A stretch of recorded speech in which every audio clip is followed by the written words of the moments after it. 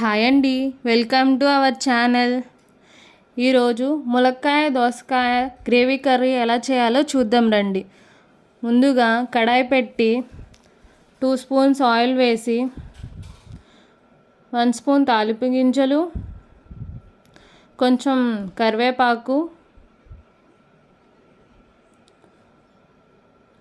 Onions,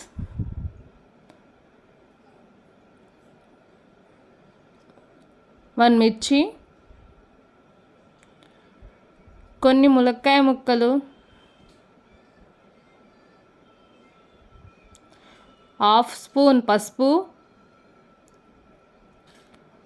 1 spoon salt వేసి బాగా కలుపుకోవాలి. ఆనియన్స్ కలర్ షేడ్ అయ్యాక దోసకాయ ముక్కలు అండ్ టమాటా ముక్కలు,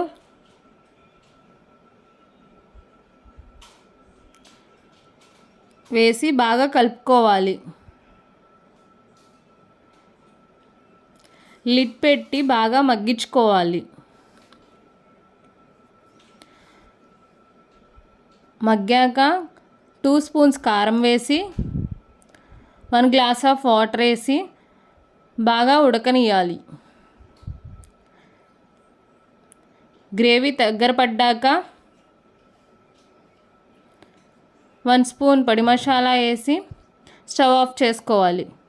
ప్లీజ్ లైక్, షేర్, సబ్స్క్రైబ్.